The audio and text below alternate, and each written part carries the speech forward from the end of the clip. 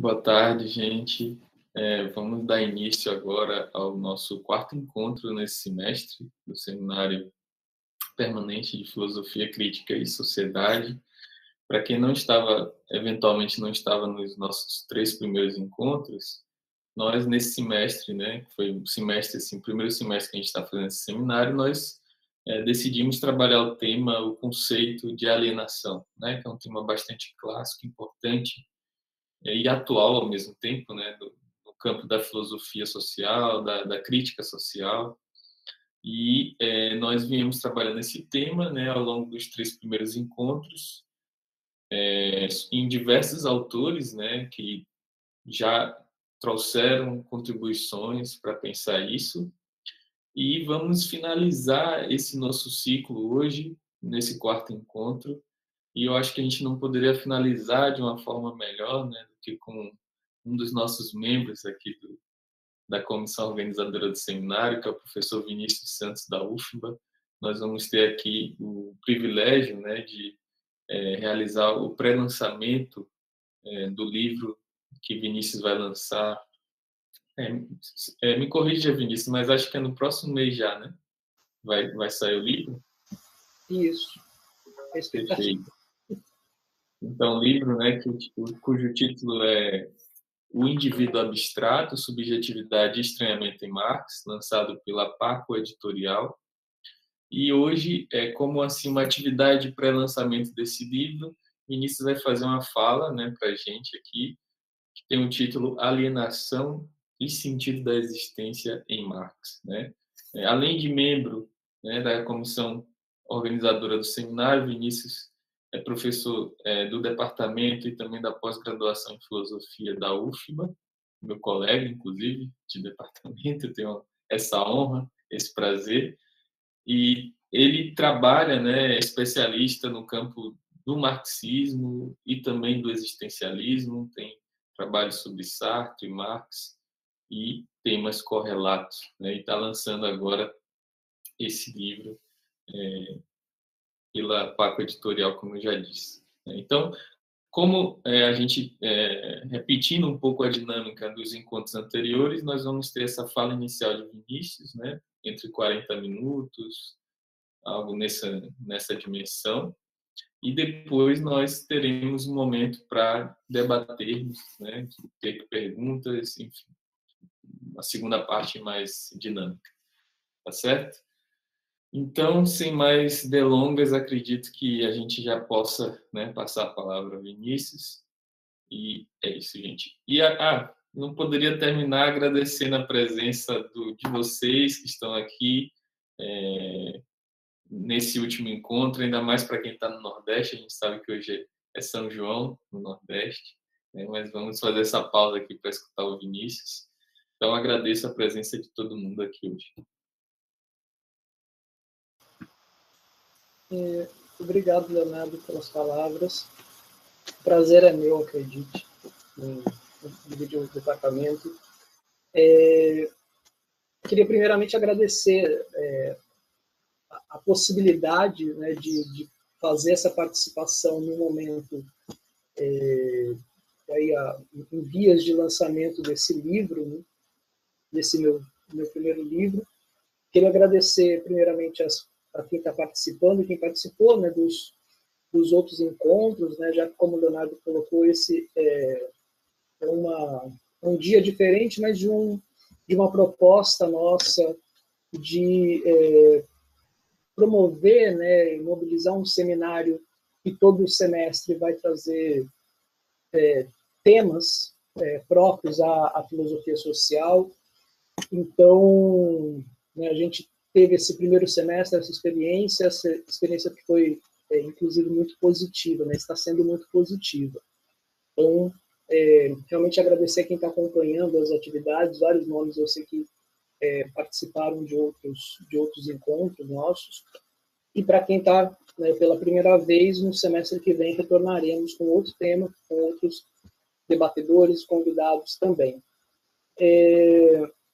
E só para quebrar um pouquinho o protocolo, né, porque a coincidência deste primeiro evento que estou fazendo para relacionado ao meu primeiro livro está sendo não apenas no dia de São João, mas no dia de aniversário do meu pai. Então, a quem eu não vejo há alguns meses já, infelizmente. Então, queria dar um parabéns para ele, que eu sei que depois ele vai acompanhar a gravação, e também dedicar a Lilian, que foi uma pessoa que tem me acompanhou o desenvolvimento dessa pesquisa, né, que culminou no livro, e espero vá acompanhar ainda muitas outras. Então, para entrar no tema, né, é uma coisa meio engraçada, porque eu não tinha me dado conta até esses dias, né, que eu falaria sobre um livro do qual eu mesmo não tenho a versão final ainda. Né? A versão final está na editora, fazendo alguns ajustes, digitação, esse tipo de coisa. Então, eu estou com um texto aqui que não é o final. É curioso, embora, obviamente, 99% esteja aqui. E só para tentar contextualizar um pouco, antes de entrar no tema mais específico que eu escolhi para esta apresentação, né, esse livro ele é fruto de uma pesquisa que, de certo modo, me acompanha durante toda a minha trajetória, temas ligados à subjetividade, à alienação, desde da minha graduação, me acompanham, mas que se aprimoraram e foram, né, vamos dizer assim, efetivamente desenvolvidos nos últimos 5 anos. Então, ele é uma espécie de síntese de duas preocupações, né, ou duas vertentes que, como o Leonardo apresentou no início, fazem parte dessa minha trajetória. De um lado, o marxismo, né, o autor Marx, mas diversos também de seus seguidores e eventualmente até de alguns de seus críticos, e de outro lado o existencialismo, né, particularmente o existencialismo de Sartre. Então, de algum modo, esse livro ele também, embora seja um livro fundamentalmente dedicado ao pensamento de Marx, e se propõe a construir, na verdade, um ensaio, né? O livro até tem um terceiro título, vamos dizer, que é um ensaio de filosofia marxista, né? Porque ele busca, fundamentalmente, fazer algo que aprendi a partir da leitura de Merleau-Ponty, um outro filósofo importante, existencialista, de certo modo também, que ler os clássicos, tentando restituir a verdade desses clássicos e, ao mesmo tempo, pensar essa verdade a partir de nós. Então, é nesse sentido, ou com essa proposta, uma proposta talvez mais heurística, que eu assumi, né, vamos dizer, esse desafio de analisar Marx, particularmente no tema da alienação, que eu vou entrar daqui a pouco, mas não esgotar a minha reflexão apenas num trabalho mais exegético, textual de Marx. Então, a proposta do livro há um primeiro momento, 2 capítulos, na verdade, em que eu faço uma revisita aos textos marxianos, nos quais este tema, né, da alienação, do estranhamento, aparecem de modo mais significativo, para depois, nos capítulos seguintes, são outros 6 capítulos, de leituras contemporâneas de um problema que é, de certo modo, um problema que me mobilizou, né, me despertou assim, interesse, que é justamente esta dimensão subjetiva daquilo que eu entendo ser uma crise, vamos dizer, civilizatória. E por que essa compreensão? Porque nos últimos, pelo menos 40 ou 50 anos, a partir da dissolução do antigo bloco socialista, da União Soviética, a consolidação do capitalismo, da globalização, né, o capitalismo neoliberal, houve uma espécie de renovação de promessas em relação às possibilidades do capitalismo promover uma vida melhor, mais digna, mais livre, mais talvez emancipada para os indivíduos, né? Agora tendo passado pela prova de sua superioridade diante das experiências de inspiração socialista. Só que, né, aliás, promessas essas que inclusive culminariam, né, em algumas versões mais radicais, uma espécie de término, de fim da história, de consagração definitiva de um certo modo de vida, né, para usar um termo empregado em alguns momentos pelo Marx. E este modo de vida, né, o modo de vida capitalista, nesse seu período neoliberal,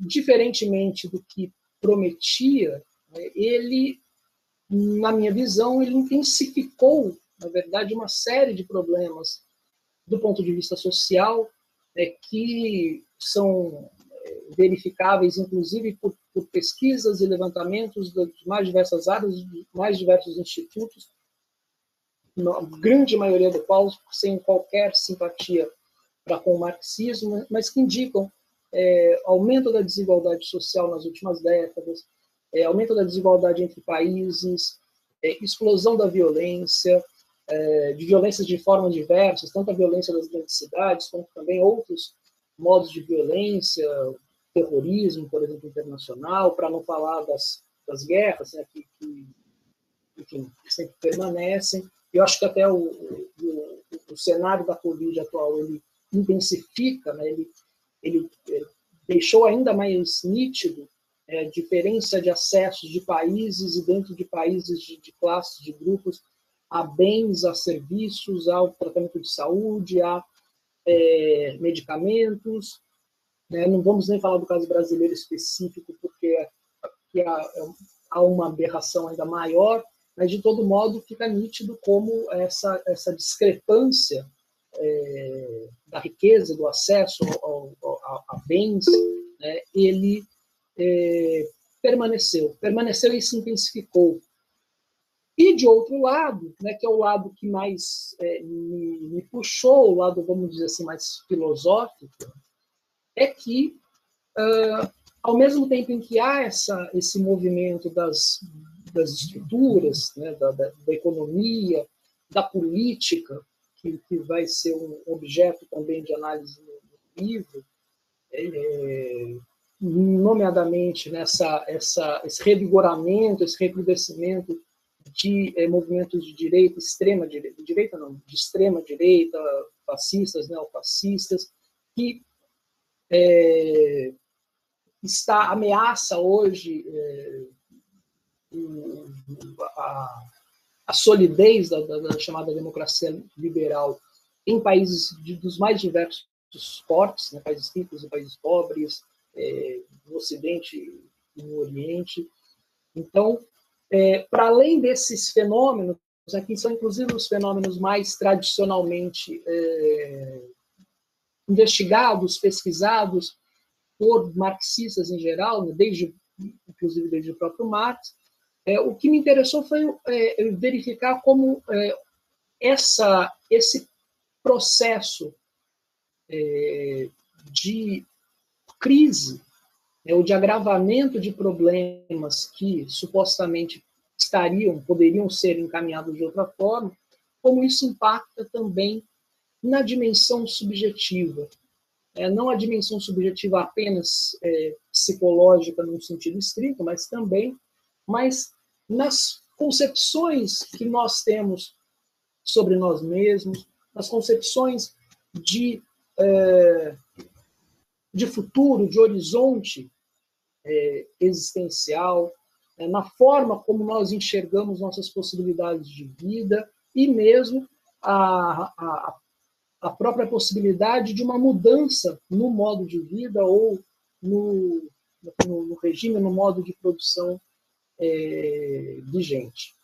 Então, foi a partir desta preocupação que eu me direcionei ao Marx, particularmente a este conceito que é, do meu ponto de vista, aquele que melhor traduz a visão de mundo marxiana, né, que é o conceito de alienação ou de estranhamento, que é o objeto, inclusive, do nosso seminário neste semestre. E por quê? Porque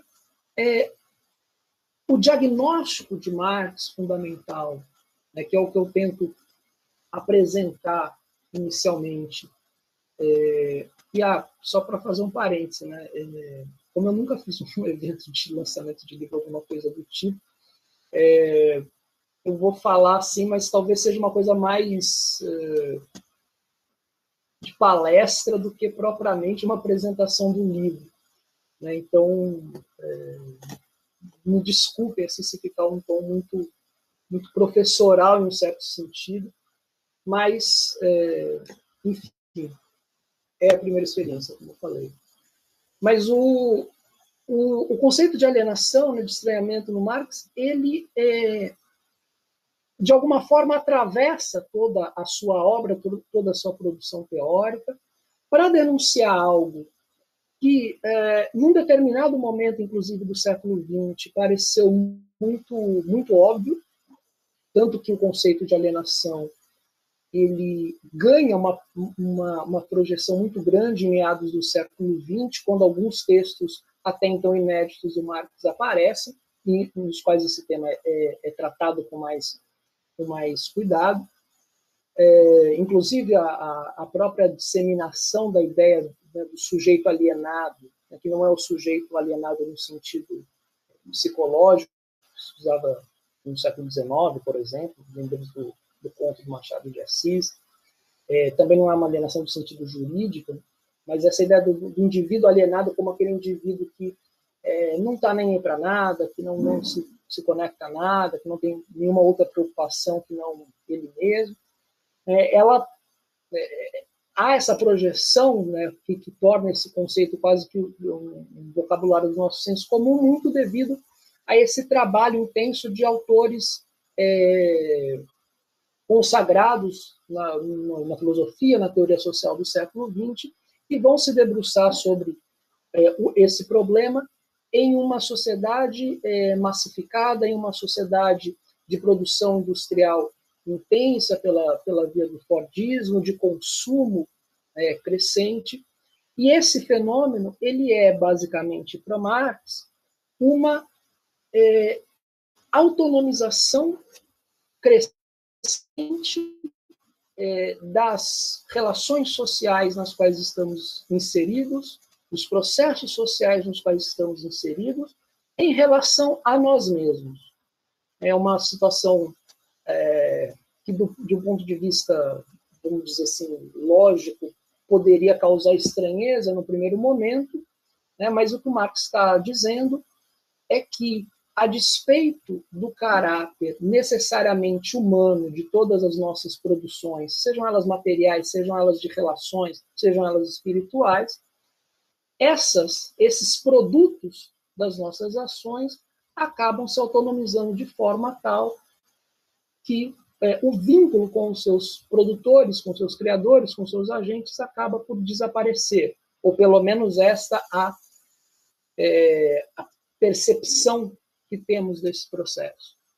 Então, se estamos falando fundamentalmente aqui com Marx de um determinado modo de viver ou de um determinado modo de produzir a nossa vida, esse modo criado por nós mesmos se autonomiza de tal forma que, a partir de um certo ponto, nós perdemos, né, essa compreensão da nossa agência, do nosso papel de sujeito, e nos tornamos, no final das contas, objetos dessas forças que nós criamos.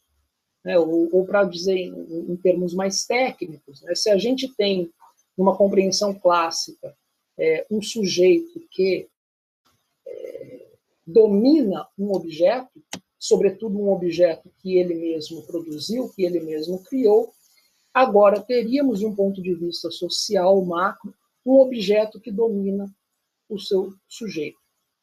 Ou seja, essa inversão geral que está presente no texto de Marx por diversas facetas, e que eu, no livro, tentei explorar fundamentalmente a partir de 4 obras fundamentais do Marx, que são os manuscritos econômico-filosóficos, de 44, a ideologia alemã, de 46, os Grundrisse, de 1859, e o Capital, né, o livro mais famoso do Marx, de 1867. Por quê? Né? O diagnóstico do Marx, que mais me interessa, né, nessa perspectiva, é até menos como essa inversão ela se opera, por exemplo, do ponto de vista econômico, né, e aí a gente pode dar um exemplo, pensar num exemplo muito simples, né, como as relações de trabalho capitalistas são naturalizadas a ponto de ser difícil que concebamos relações de trabalho diferentes daquela em que eu vendo minha mão de obra por um determinado período de tempo, recebo um salário em troca, por exemplo, ou que eu seja constrangido a trabalhar durante a maior parte do meu dia e, consequentemente, durante a maior parte da minha vida. Esse tipo de relação, né, esse tipo de compreensão, inclusive, do que é o trabalho, do que são as relações econômicas, da mediação do dinheiro, da importância do dinheiro para a conquista de qualquer coisa que nós precisemos, da legitimidade da acumulação, do lucro, etc.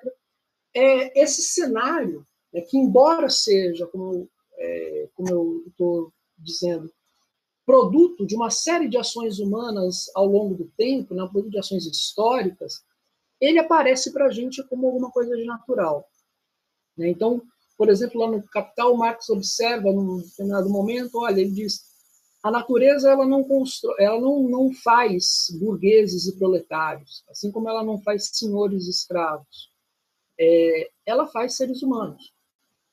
Então, o fato de haver burgueses, haver proletários, haver senhores, haver escravos, é tão somente fruto de uma intervenção humana, de ações humanas que se cristalizam ao longo do tempo. Pois bem, no entanto, a despeito desse caráter de produção, a despeito, portanto, desse caráter contingente e transitório possível para toda forma de relação que nós criamos, é muito natural para todos nós que haja pessoas mais ricas, mais pobres, milionários e pessoas passando fome, etc.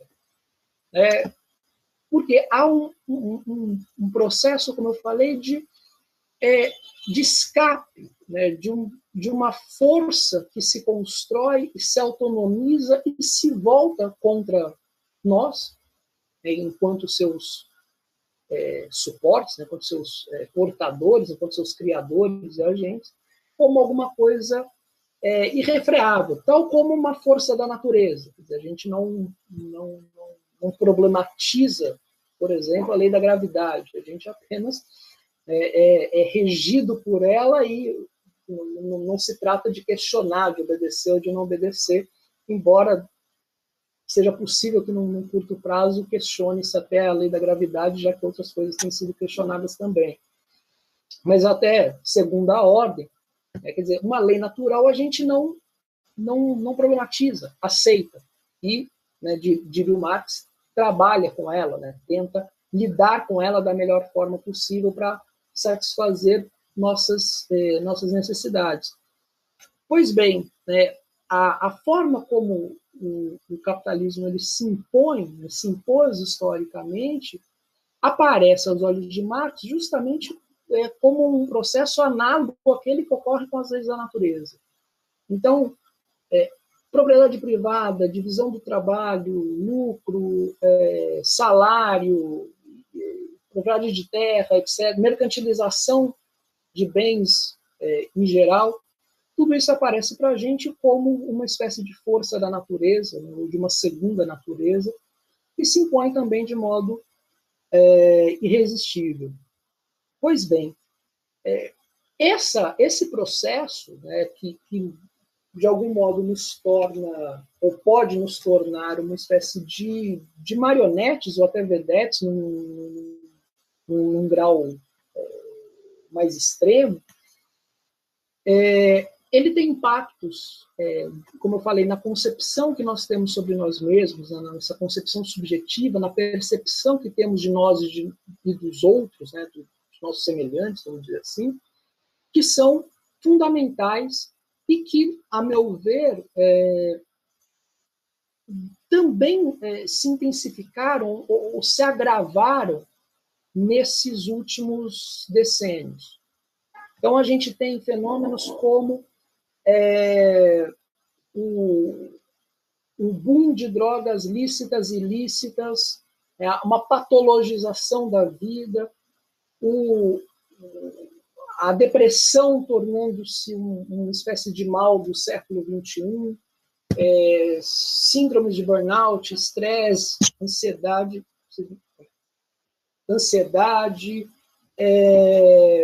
e, ao mesmo tempo, buscas por fórmulas mágicas de felicidade, de prosperidade, de paz, de tranquilidade, não sei o quê, enfim, que proliferam nas redes sociais hoje, sobretudo, e que, como eu falei, impactam, talvez, naquilo que seja o elemento mais caro a todos nós, e particularmente a todos nós filósofos, ou talvez não todos, mas a grande parte daqueles interessados em filosofia, e aí eu retomo a minha influência de Sartre, né, que é um pouco o sentido da nossa existência.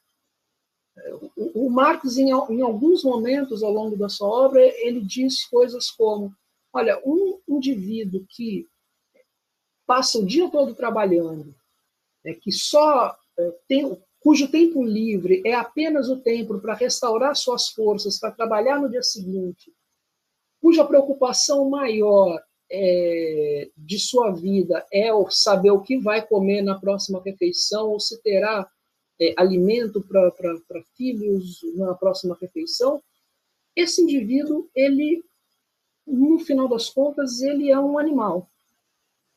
Ele não é um humano. Porque a preocupação do animal é justamente essa. O que eu vou comer daqui a pouco. É esse instinto mais imediato de sobrevivência. E o Marx aponta para a gente, o que eu tento explorar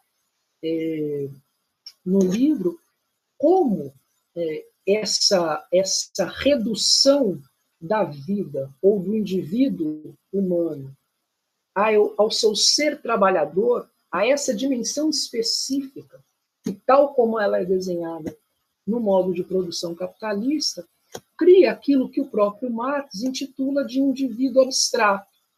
O indivíduo abstrato, só para retomar uma distinção, uma terminologia da dialética que vem de Hegel, o Marx toma para si uma tese hegeliana de que aquilo que é concreto é síntese de múltiplas determinações, ou seja, aquilo que é concreto possui uma série de predicados. Então, cada um de nós tem uma série de predicados, como estudantes, como pesquisadores, como professores, como filhos, como marido, esposa, como cidadãos, como amantes de um determinado hobby, etc, etc. Essa coisa que comumente chamamos de nossa identidade, ela é sempre formatada por uma série de elementos. E, no entanto, observa o Marx, esses elementos todos são, por assim dizer, desprezados ou esvaziados no locus fundamental da nossa sociabilidade, que é o mercado capitalista, em favor de uma única dimensão, que é a dimensão do ser proprietário de força de trabalho para algum fim específico. Isso no caso do trabalhador, mas ocorre também no caso do burguês. O burguês é aquele que é o proprietário do dinheiro. Então, com isso, o que a gente tem, o que dá para a gente refletir a partir do Marx, é como, de um lado, nós temos esse processo de esvaziamento da personalidade, ou mais amplamente da subjetividade humana, em favor de uma de suas determinações, que, por sinal, né, o ser trabalhador, sobretudo, é aquilo que está primeiramente ligado à nossa própria sobrevivência física, né, e por isso que eu falei, isso não se difere muito dos animais, mas, ao mesmo tempo, a gente vive uma sociedade, né, isso não é de agora, mas desde os seus primórdios, grande parte do ideário, do imaginário construído pelo capitalismo, pelo liberalismo, pela burguesia, enfim, é de que viveríamos numa sociedade de iguais e livres.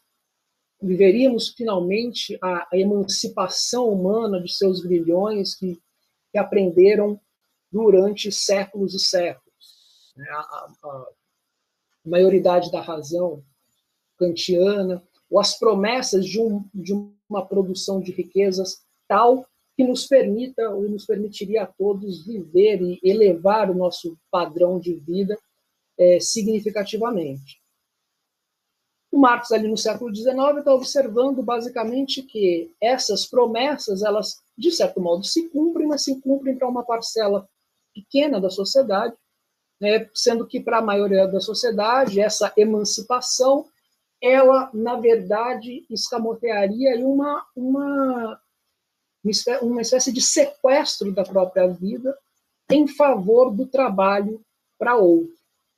Então, isso me chama a atenção porque, dentro deste cenário, aquilo que os existencialistas chamariam, né, de sentido da vida, o sentido da existência, que é uma pergunta que mobiliza a filosofia desde sempre, ficaria extremamente comprometido. Um sentido, com o perdão do trocadilho, mas um sentido significativo para a vida humana se perderia, pelo menos para uma grande parcela de não privilegiados, né, em favor de uma vida cuja meta é tão somente viver mais um dia, né, se manter mais um dia. Pois bem, como eu falei, e Leonardo, eu peço para que você me controle o tempo, porque senão eu posso estourar. E certamente... Pois não. Não, acho que mais aí 20 minutos, 15 a 20 minutos, se puder. Ok.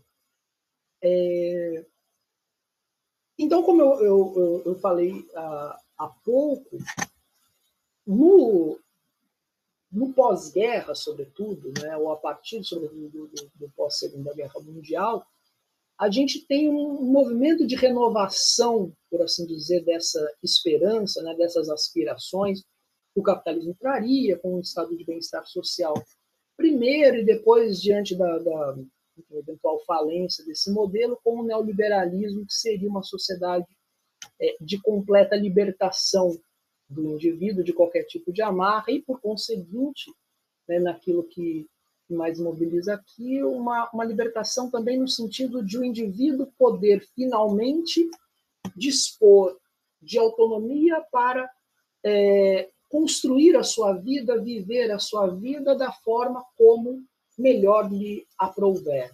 Né? A gente tem, durante todo o século XX, essa problemática da sociedade massificada, da sociedade industrial, que autores marxistas e não marxistas tematizarão, né, por aspectos diversos. A teoria crítica se debruçará fartamente sobre isso, Hannah Arendt também, e uma série de outros autores. E, como uma espécie de reação a esse processo, viveríamos, então, finalmente a era da liberdade, né, esse novo liberalismo. Pois bem, como eu mencionei, né, me parece que essa libertação ela não ocorre exatamente da forma como prevista, pelo menos como prometida, porque os processos de libertação que são apresentados pelo capitalismo neoliberal, né, ou por esse nosso modo de produção da vida, eles encerram neles mesmos novas formas, talvez mais sutis, de dominação, novas formas de exploração ou para retomar exatamente o termo do Marx, né? Isso é um dos esforços que eu trago no livro, como estes processos retomam, no final das contas, a ideia de alienação ou de estranhamento, levada a um patamar que, diria eu, o próprio Marx talvez não supusesse possível. Né? Então, a gente tem, por exemplo, hoje, né, diversos autores que comentam vamos dizer, aquela insígnia do sujeito que é empreendedor de si mesmo, né, como um dos motes deste processo de libertação. Eu não vou trabalhar para um patrão, não vou ter uma ligação, vou trabalhar para mim mesmo da forma como eu acho melhor, nos horários aos quais eu melhor me adapto, né, de acordo com as minhas necessidades, inclusive com a liberdade de troca, de sair de uma atividade para outra. Né? Isso é um vocabulário, inclusive, muito comum, muito abundante hoje em dia, mas que encerra, ao mesmo tempo, né, uma nova forma de exploração, e daí eu dizer que o próprio Marx talvez não vislumbrasse isso, que é uma exploração que não vem mais de fora, né? Não vem mais diretamente da figura do patrão, né? Ou da figura do diretor de fábrica, ou da figura do burguês mais explicitamente, mas é uma forma de exploração internalizada, incorporada pelo indivíduo como sendo necessária à sua liberdade, à sua libertação. Né? Quando, na verdade, né, esse é um dos elementos que eu tento trazer no livro também, se trata de uma autoexploração cujo fim continua o mesmo. Né? O fim do capitalismo para Marx é a expansão do capital. Né? Essa vamos dizer, a sua regra de ouro. O capital é uma força social sempre expansiva e, no final das contas, né, toda a nossa sociedade estaria moldada ou atrelada, né, está atrelada a essa força autônoma, essa força cega, essa potência aparentemente natural, que, no entanto, né, somos nós mesmos que sustentamos. Então, nessa perspectiva, né, eu busquei, assim, a partir do que o Marx traz nos seus textos, né, de certo modo, fazê-lo, né, fazer Marx dialogar com autores mais contemporâneos que examinam por prismas diversos esses problemas da sociedade neoliberal ou do ponto de vista cultural do assim chamado pós-modernismo, né, que essencialmente giram em torno de, como eu mencionei, de uma promessa de liberdade absoluta de cada indivíduo, mas que é uma liberdade que, no final das contas, conserva fundamentalmente as mesmas estruturas de igualdade, de desigualdade, de reprodução dessa desigualdade, de reprodução de opressões, de reprodução, né, de uma série de entraves a aquilo que a meu ver, ou talvez a promessa que a modernidade fez e que talvez devêssemos resgatar, né, que é exatamente a ideia de autonomia.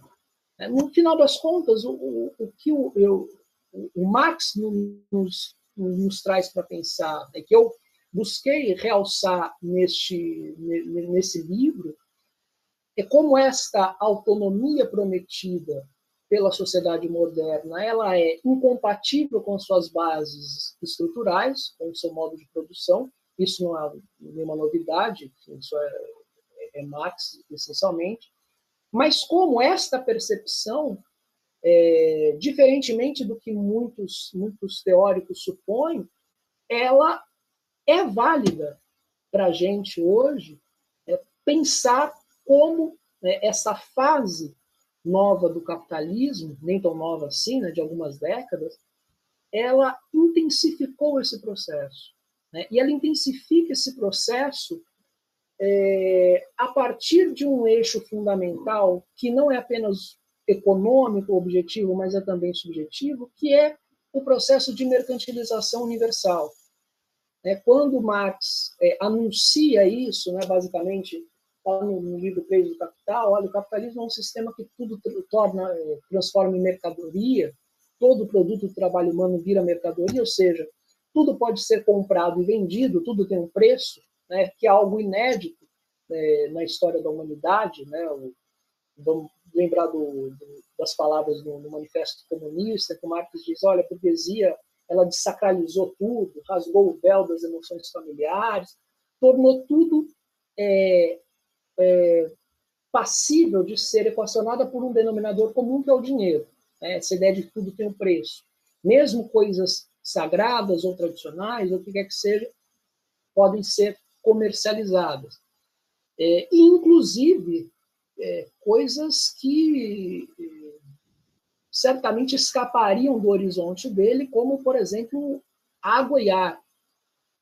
Água talvez nem tanto, mas o próprio oxigênio, a gente tem o caso brasileiro recente do problema de oxigênio, e como isso nos demonstra que essa dinâmica de tudo tornar mercadoria, ela aguça, por assim dizer, aquilo que o Marx observa no capitalismo de seu tempo. Então, a gente tem, se a gente pensa em grandes linhas a história do capitalismo nos últimos 200 ou 300 anos, a gente tem, depois de um período do chamado liberalismo clássico, né, dos primórdios, uma desregulação completa das atividades econômicas, a gente tem, depois da Primeira Guerra, uma reversão, né, um período de um capitalismo regulado, por assim dizer, em que certos domínios da vida, certas dimensões da nossa vida passam a escapar dessa lógica mercantilista. Então, você tem, olha, tudo bem, tudo tem preço, mas é preciso que a sociedade, né, o poder público, garanta a educação, garanta a seguridade social, garanta uma série de direitos que, nas últimas décadas, né, voltam a ser produtos mercantilizados como quaisquer outros. Então, esse cenário, essa conjuntura, que me leva, inclusive, no livro, a dizer que o neoliberalismo ele é a sociedade de mercado em pleno funcionamento. Uma sociedade na qual exatamente toda e qualquer coisa pode ser comercializada, de produtos do trabalho ao próprio oxigênio, a água, a terra, e provavelmente nos próximos anos, décadas, veremos também talvez a mercantilização do espaço, né, que já se começa a circular, né, já se começa a prever. Então, essa sociedade em que tudo está orientada para o mercado, ela produz, e não poderia ser diferente, indivíduos cuja vida está também, a despeito de suas vontades, atreladas a essa lógica, a lógica do mercado. Para usar até uma expressão do Stefan Aber, que Leonardo bem conhece, né, o que o capitalismo produz hoje são seres para o mercado. Essa existência para o mercado que, a meu ver, ela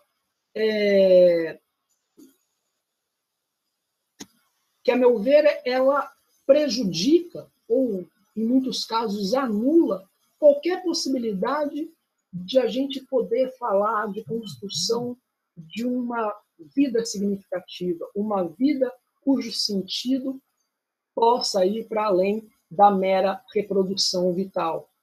Então, é um pouco nessa perspectiva que eu tentei trabalhar no livro, inclusive lidando com alguns desdobramentos dessa captura irrestrita da nossa vida pela lógica do capital.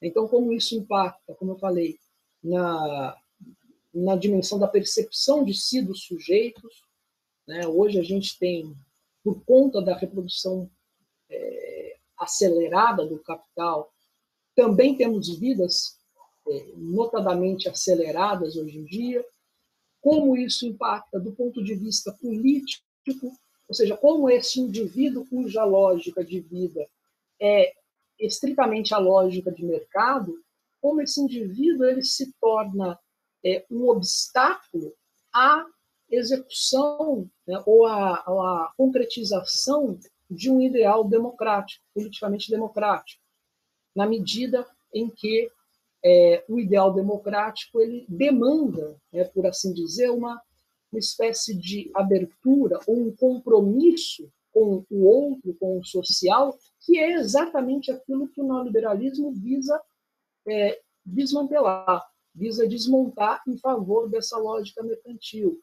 Então, como isso vai impactar, por exemplo, no crescimento do fundamentalismo religioso, na medida em que, a meu ver, essa vida, que eu chamaria de uma vida superficial, uma vida não reflexiva, uma vida voltada para o consumo e para o instante, né, para o aqui e agora, né, sem uma profundidade, né, sem uma dimensão, sem um horizonte futuro, né, aquela coisa do viva o momento, faça aqui agora, né, goze agora, tenha esse prazer agora, como isso, ao mesmo tempo, tensiona o lado gregário humano, que, do ponto de vista de Marx, né, inclusive é insuperável, e, ao mesmo tempo, abre saídas para esse tipo, vamos dizer, de soluções ou de respostas mais individuais. Então, esse recrudescimento da religiosidade, inclusive a sua promiscuidade contemporânea, não só no Brasil, com a esfera da política, por definição, é a esfera do coletivo, a esfera pública, ela, a meu ver, tem muito a ver com esse cenário de fragmentação social, né, de dissolução de qualquer perspectiva do horizonte da vida nos ditames ou na lógica do mercado, que acaba favorecendo, por assim dizer, né, essa alternativa, que é uma alternativa que jamais põe em questão a própria estrutura. Então, se hoje temos indivíduos crescentemente desamparados, crescentemente frustrados, crescentemente ansiosos, doentes, depressivos, etc., etc., etc., desgostosos com a própria vida, o que esse movimento faz é tentar dar uma resposta de um ponto de vista hoje que, portanto, acomoda essas inquietações, mas que, ao mesmo tempo, é uma religiosidade que está atrelada à mesma lógica, né? Basta a gente pensar nas teologias da prosperidade que se proliferam pelo país e por outras partes. Então, finalmente, assim, para terminar, porque eu sei que eu já passei bastante tempo, acho que o último elemento, né, desse cenário de aprofundamento de alienação, de aprofundamento do estranhamento, acaba sendo exatamente aquele que é, de certa forma, o nosso estofo e que é o locus privilegiado do exercício da liberdade, do exercício da imaginação, do exercício da criatividade, que é exatamente a política.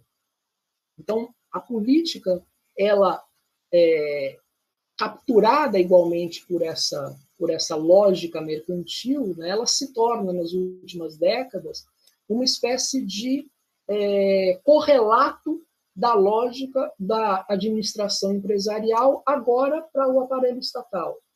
Então, se a política é a dimensão da liberdade, se a política é a dimensão, uma das dimensões fundamentais dessa humanização, né, do processo de humanização, hoje ela está voltada fundamentalmente a uma espécie de gerenciamento do orçamento público, né, que aí é feito assim ou assado a depender, né, de governo, de partidos, mas que elimina fortemente o espaço para pensarmos, para usar um termo bem da moda, né, para pensarmos além da caixinha. O termo não é muito bom, não, mas é o que me veio à mente agora.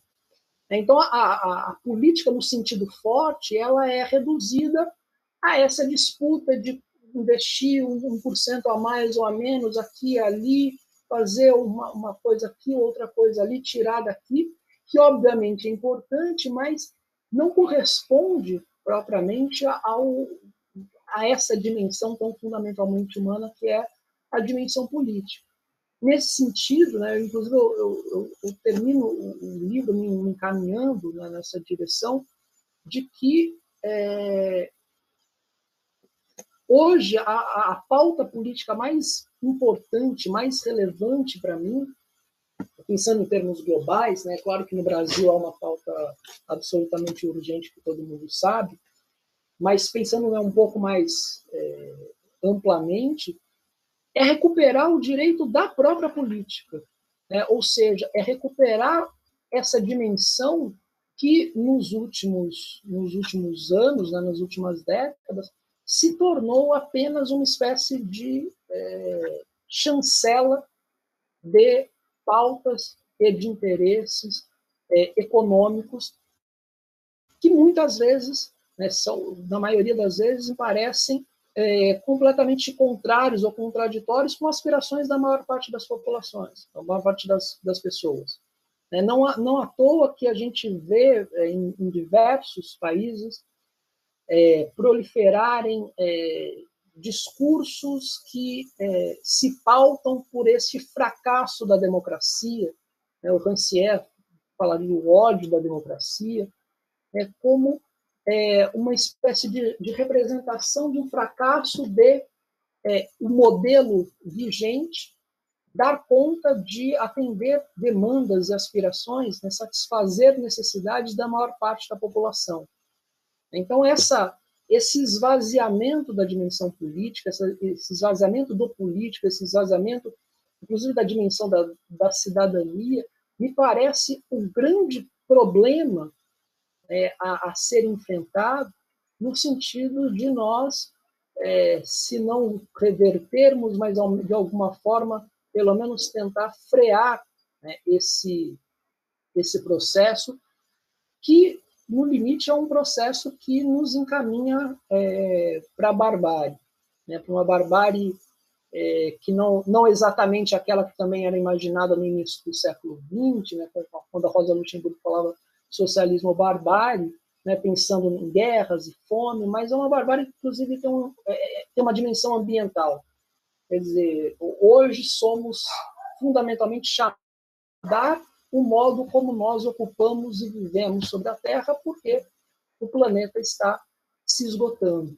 Então, eu acho que se há solução possível para isso, e quero sempre acreditar que há, essa solução, ela parece-me passa por romper com essa lógica da política confinada ou atrelada à dimensão econômica, à lógica do mercado, ao neoliberalismo, e, consequentemente, permitir que nós possamos pensar juntos, né, e construir juntos novas formas de vida, novos modos de vida que permitam, inclusive, que os indivíduos efetivamente possam se apropriar de suas vidas, possam ter essa autonomia, que não é apenas autonomia de pensamento, mas essa autonomia prática de viver e buscar conferir algum sentido para suas existências para além da mera reprodução orgânica, que é importante, mas não é a única.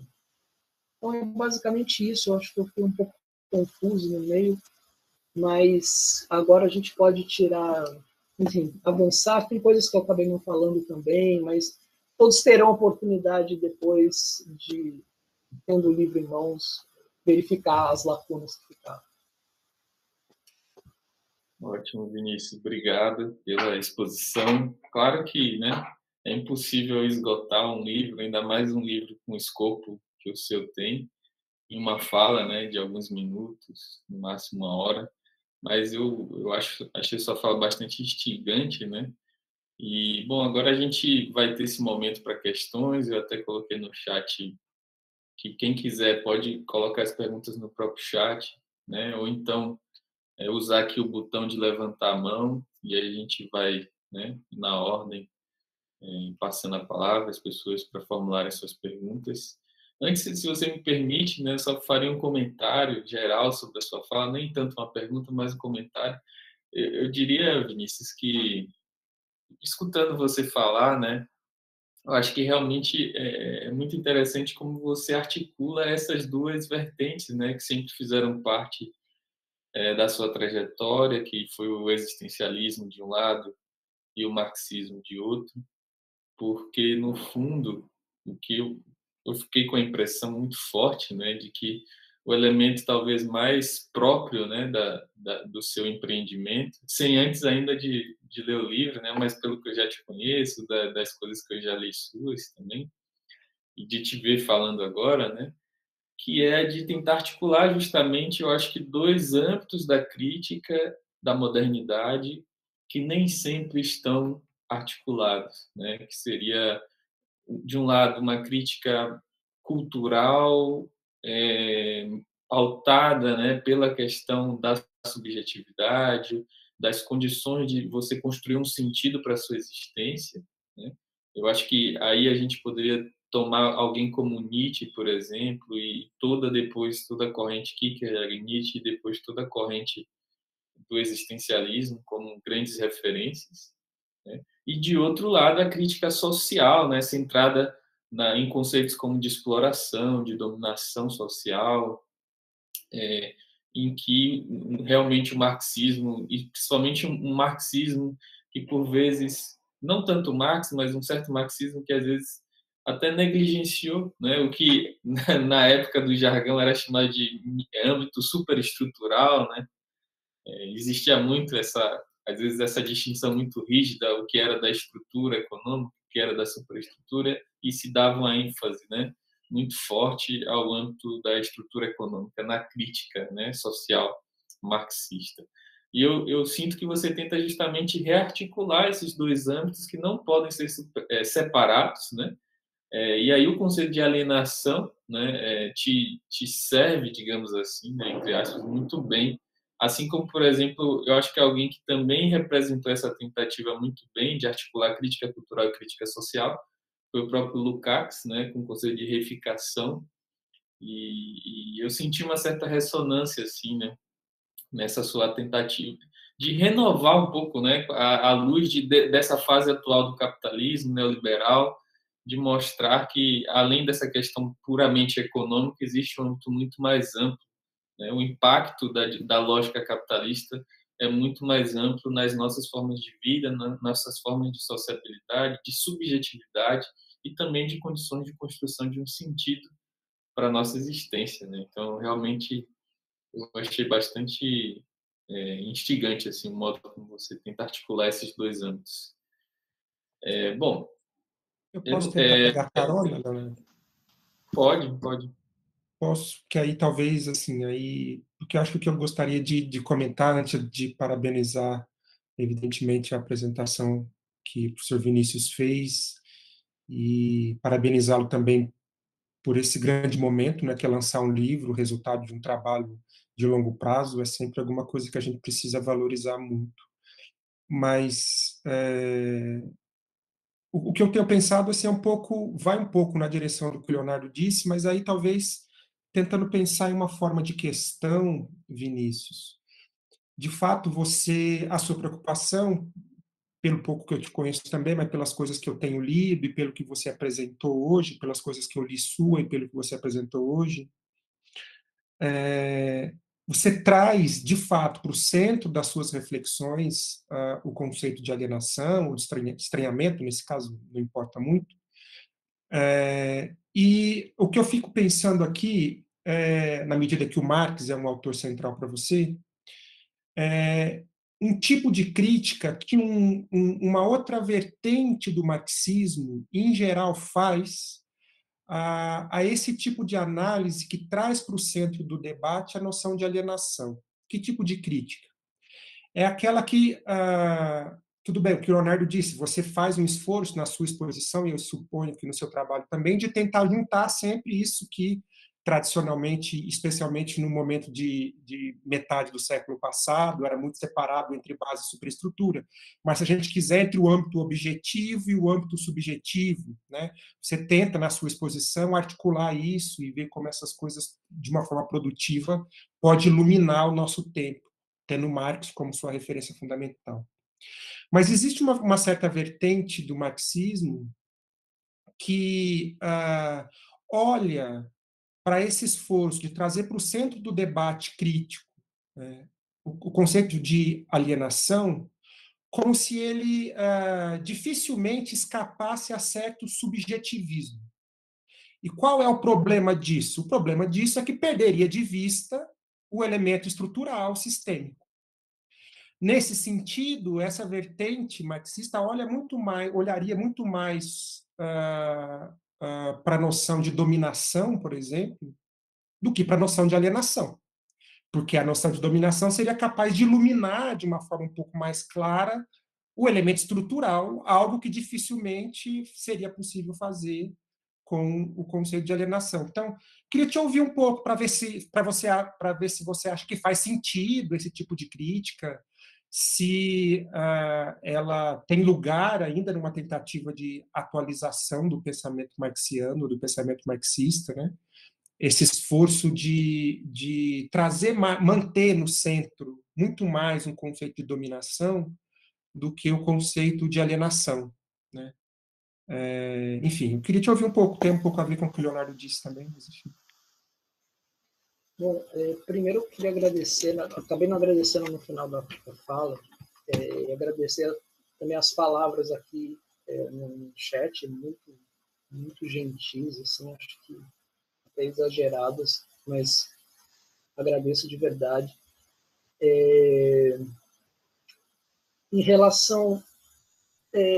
até vou tentar começar com uma pergunta de Leonardo, ou com a intervenção de Leonardo, né, um pouco, porque eu acho que vai ajudar também a essa tua questão, Hélio.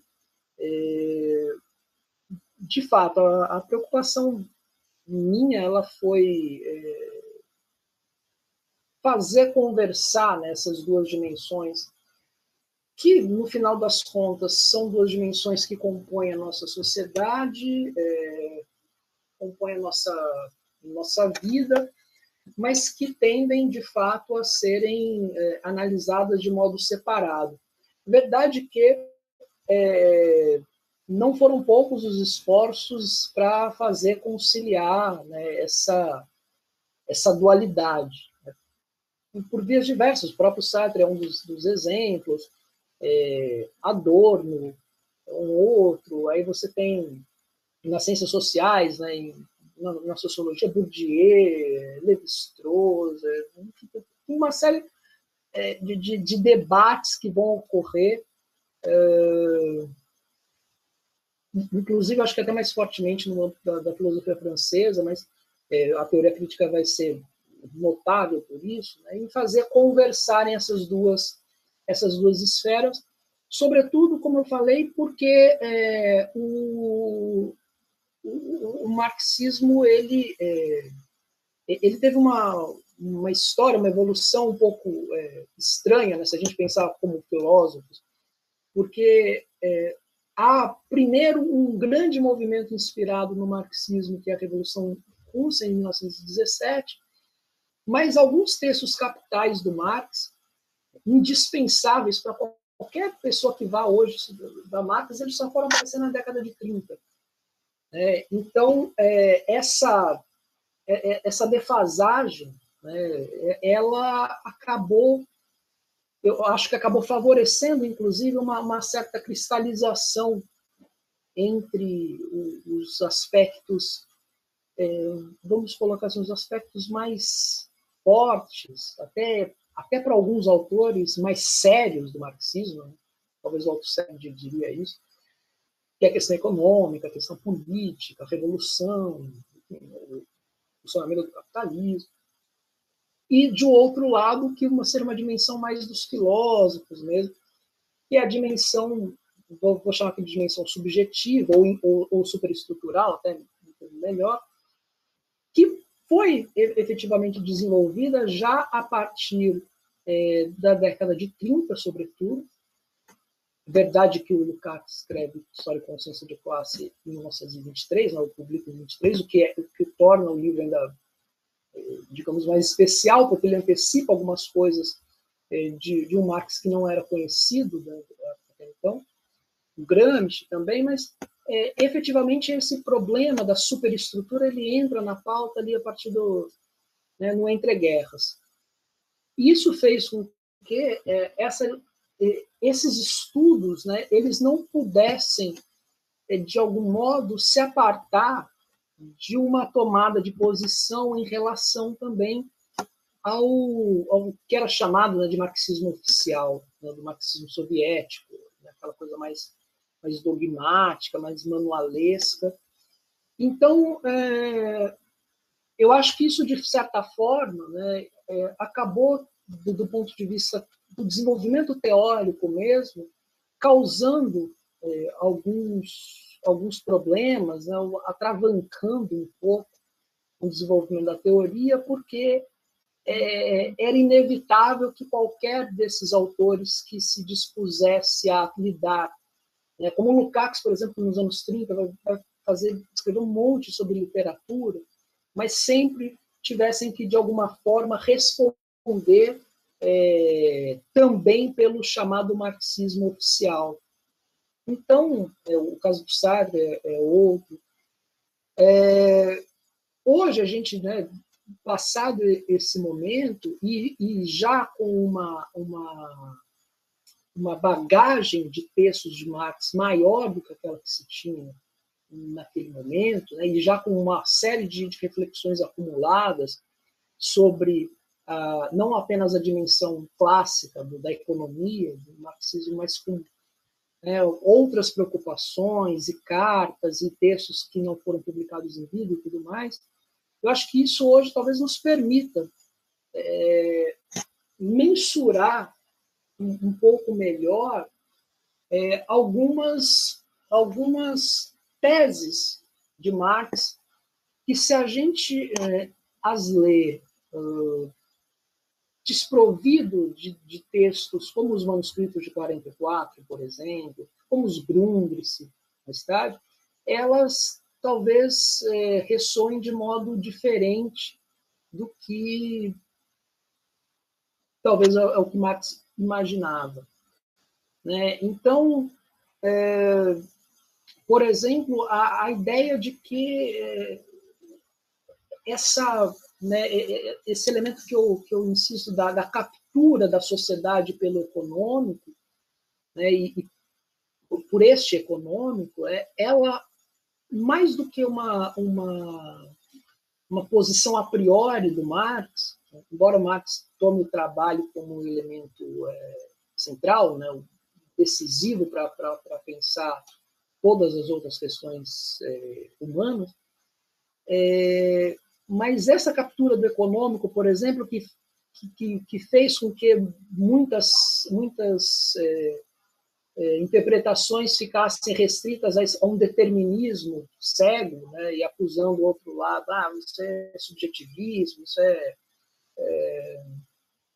como tirar o próprio Lukács na década de 30, isso é a decadência pequena burguesa, ou essas coisas muito datadas da época, porque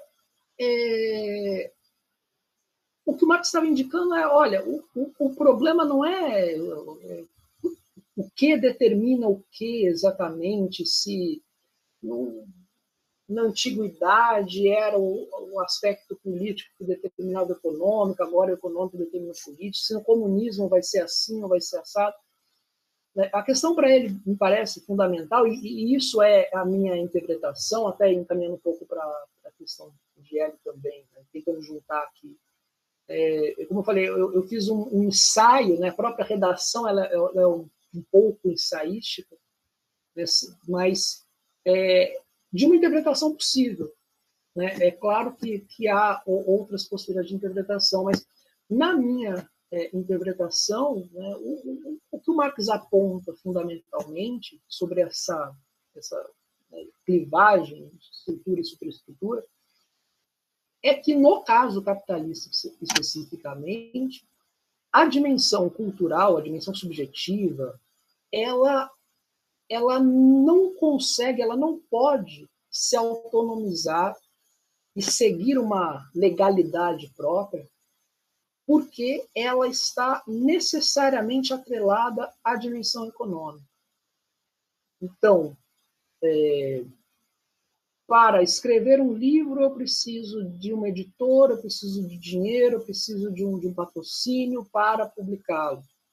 E isso faz com que, eventualmente, eu possa ter de me adequar, não àquilo que eu gostaria de publicar, nem foi meu caso, no caso disso, mas me faz adequar aquilo que é uma necessidade do mercado editorial.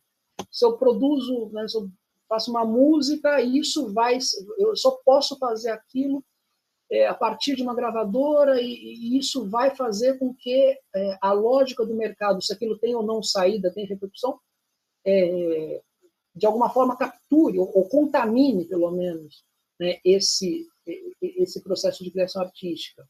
Na universidade, a gente enfrenta isso cotidianamente, que é a briga que nós temos sempre para termos bolsa, porque sem bolsas de estudo e sem bolsas de pesquisa, a gente não consegue pesquisar.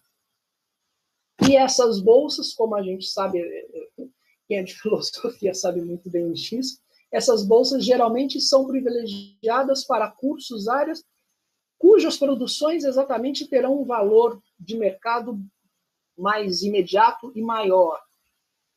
Então, diversos aspectos, ou diria talvez todos os aspectos da nossa vida, no modo de produção capitalista, estão contaminados, de alguma forma, em maior ou menor grau, pela lógica do mercado. Ou, se a gente quiser, né, falar mais simplesmente, sim, pelo dinheiro. Né? Como tudo é mercadoria, seja obras de arte, sejam obras espirituais, sejam livros, sejam produtos de pesquisa, etc., tudo depende, né, dessa dimensão. Então, a ideia de uma legalidade própria desses domínios, né, domínios que, por exemplo, no caso da arte, ou como eu falei da política, são domínios que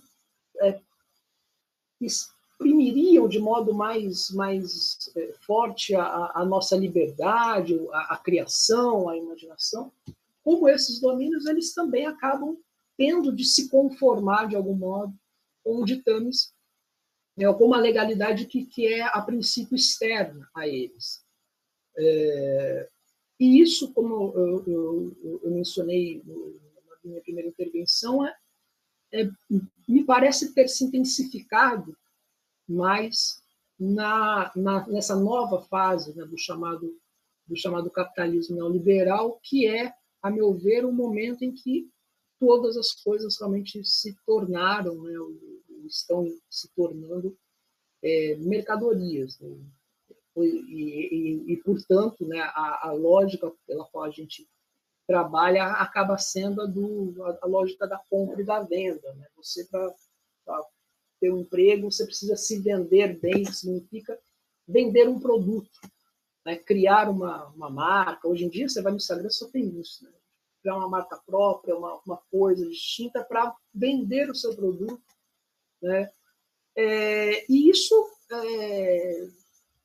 a meu ver, interfere inegavelmente na forma como nós nos compreendemos, como nós nos enxergamos, né? Mesmo que essas relações sejam sempre relações mediadas, né? Nem sempre a arte será, né? Não se trata de reduzir uma coisa a outra, que é um erro muito comum que se cometeu no século XX. Eu até começo no início do livro, eu até menciono isso, né? Pensar a superestrutura como um epifenômeno da estrutura, né? Como se fosse também uma coisa mecânica. Né? Não se trata disso, mas se trata de compreender esse processo, né, de contaminação, de uma certa promiscuidade, ou melhor, até de uma certa captura que o econômico faz nos diversos âmbitos da nossa vida. E a política, né, um exemplo bastante notável disso, a política democrática liberal, né, como, né, se a gente pega a representação na Câmara dos Deputados, por exemplo, a grande maioria dos deputados é oriundo ou representante de setores muito minoritários da sociedade. Quer dizer, isso não é apenas um erro de votação, mas tem a ver com a lógica de funcionamento da política, de financiamento da política, da atividade partidária, que vai impactar como se diz, na publicização de candidatos, de ideias, de propostas. Então, a gente está falando, às vezes, de pequenas coisas que, no entanto, acabam por interferir de modo profundo também, né, nesse aspecto mais subjetivo. Não, insisto, como aquela teoria do reflexo, né, que não se sustenta empiricamente, mas como uma espécie de modelagem de um horizonte dentro do qual nós somos constrangidos a pensar. Eventualmente, alguns não pensam, e um pouco a filosofia nos propicia isso, né?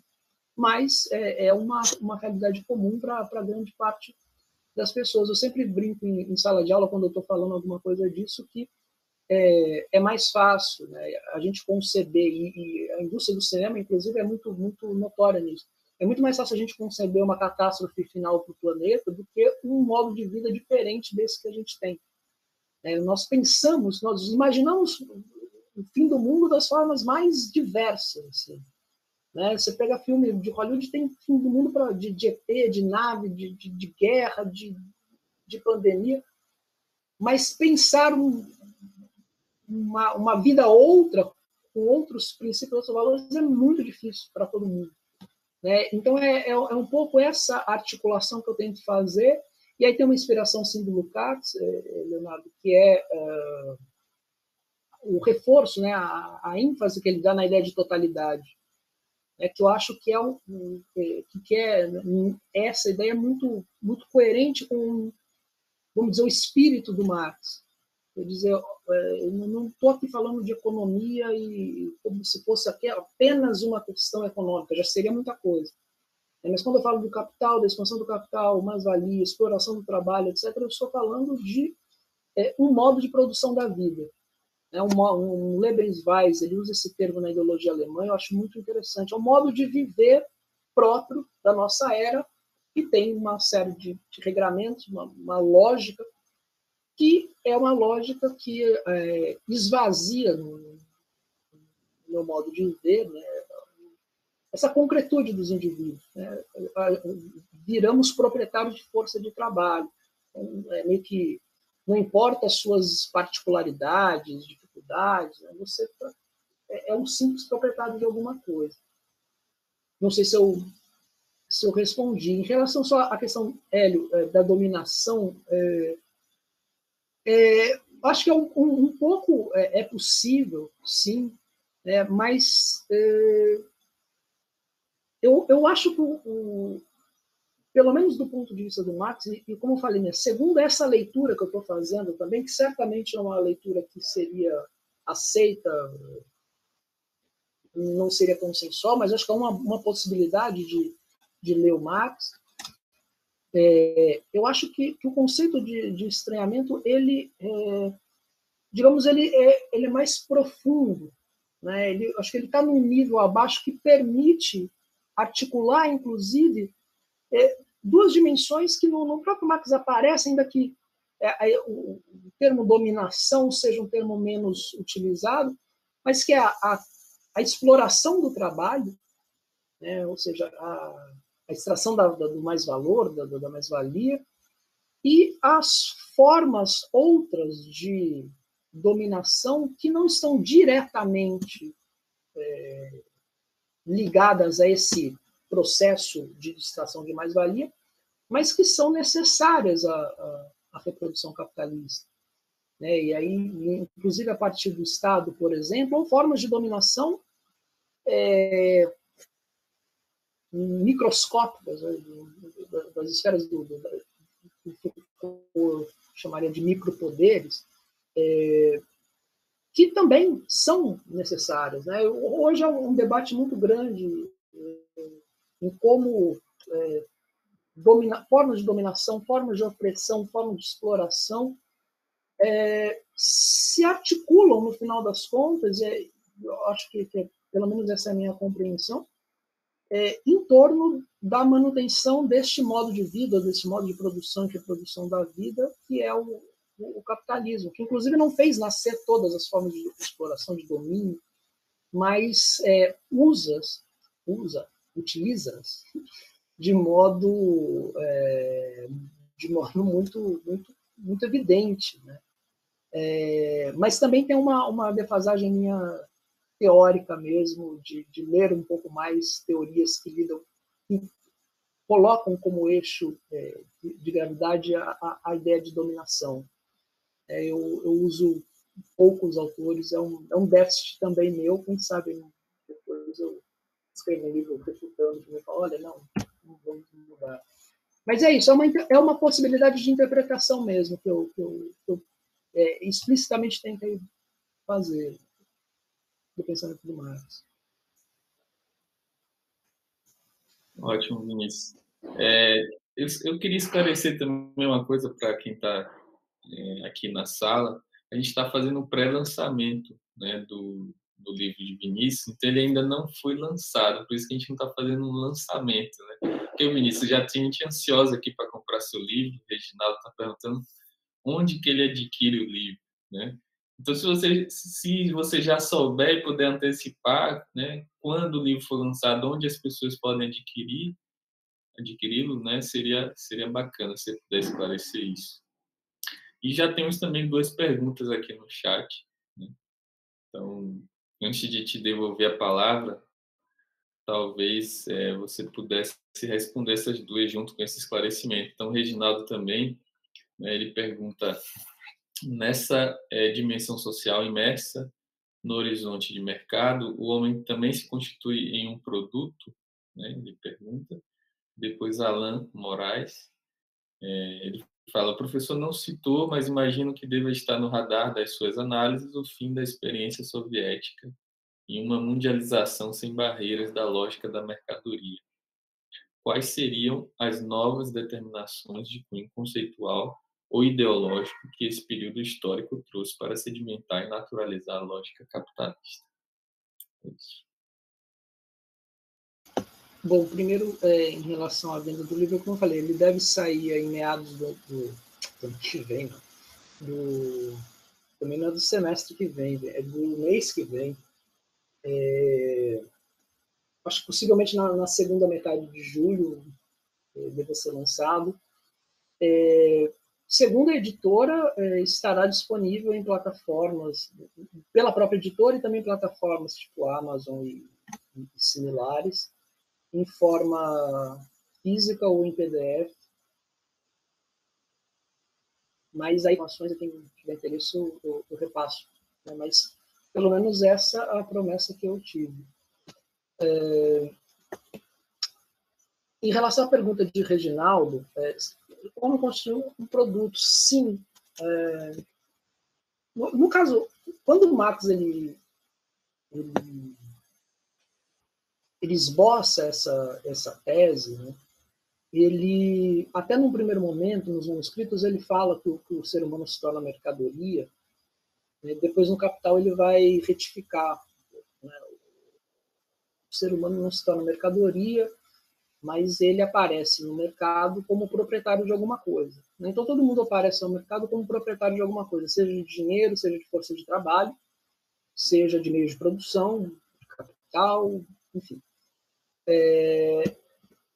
E aí, né, aí vem aquela questão clássica da reificação, que o Leonardo mencionou também, né?